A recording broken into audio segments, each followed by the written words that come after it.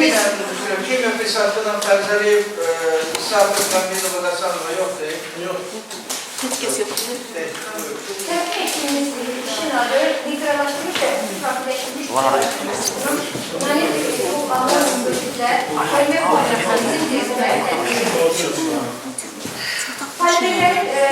Polimerlər arasında sürekli olan polimerlərin nümayəndələri az olmasına baxmayaraq, onların xalq təsərrüfatında çox geniş tətbiqi vardır. Xüsusilə də bunlardan neft sənayesində və neft çıxarma sənayesində geniş istifadə olunur. Məsələn, suda həll olan polimerlərdən neft çıxarma əmsalının artırılmasında neft sıxışdırıcı gərgin kimi, neft quyularının su sızmasını qarşısını almaq üçün neft quyularının su sızmasının qarşısını almaq üçün izole edici gərgin kimi, qazma məhlullarının özürlüyünün stabil saxlanması üçün stabilizator kimi geniş istifadə olunur. Bundan başqa bu polimerlərdən kloroz problemlər kimi vaxtlarda su özəllərinin neft məhsulları etkilənməsində neft sıxışdırıcı və neft yığıcı reagen, neft dispersləri və neft yığıcı reagen kimi geniş istifadə olunur. Bu baxımdan yeni polimer, suda həll olan polimer maddələrinin sintezi və tətbiqi çox aktualdır. Tətbiq etdiyimiz işdə 50% neytrallaşdırılmış və oksiparbiləşmiş poliaktiv turşusuna öncədən laboratoriyada alınmış nalet trietilol ammoniumla təsir etməklə yeni polimer kompleksinin sintezi və tətbiqidir. Reaksiyadan göründüyü kimi reaksiya proses 2 mərhələdə aparılır. Birinci mərhələdə poliaktiv turşusunun oksipropiləşdirilməsi və kalium hidroksidi neytrallaşdırılması və oksipropiləşdirilməsi aparılır. Sonra isə öncədən laboratoriyada sintez edilmiş nalet trietilol ammonium iyodidlə həmin polimerə təsir etməklə yeni nalet trietilol ammonium tipli polimer kompleksi alınır. Bu polimer kompleksi suda həll olan xassəli polimerdir. Çox yaxşı suda həll olur. Həm də polielektrolit xassəlidir.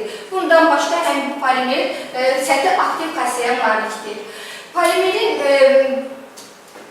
demək ki, polimerin səthi aktiv xarakterli olması tensiometr vasitəsilə otaq temperaturunda müxtəlif qatılıqlı məhdulları hazırlanaraq onun halqa müqayisəsini ölçmək, su hava səthində səthi aktivliyi təyin edilmişdir.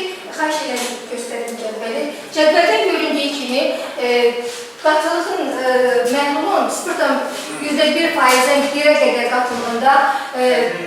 qatılığında deməli səthi gərilmə əmsalı 70'dən 27,76'ya qədər düşmüşdür. Bu da onun yüksək səthi aktivliyə malik olduğuna sübutdur. Çünki həmin şəraitdə suyun səthi gərilmə əmsalı 70'ə bərabərdir.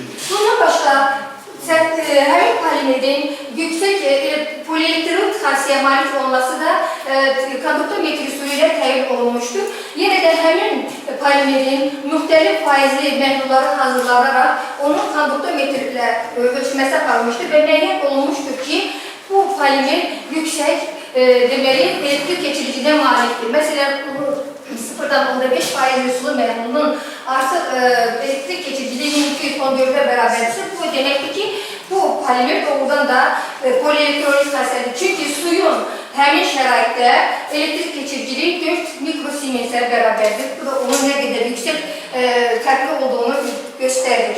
Bundan başqa həmin polimerlərin deməli tütün və quruluşu infraqırmızı spektroskopiya ilə təsdiqlənmişdir.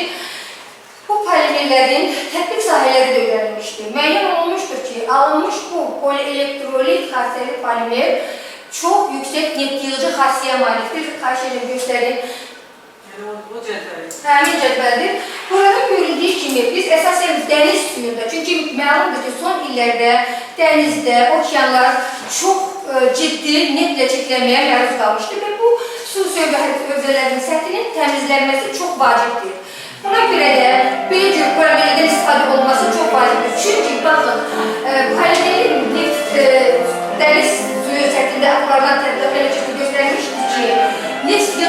əmsalı 70-2 bərabərdir. O deməkdir ki, əgər su hövzəsi 100% çirklənmiş su hövzəsinin əgər həmin reagentdən cüzi miqdarda verdikdə, onun neft yığıcılıq, əvvəlki sahəyə olan nisbəti 70 dəfə kiçilir. Yəni, kiçilmiş o su artıq neft ləkəsini də artıq suyun sətinə götürmək o qədər də çətin deyil. Diqqətinizə görə Kimin sualını? Suyun təmizlənməsində kalkulation söylenir. necə? İçməli suyun təmizlənməsində kalkulation.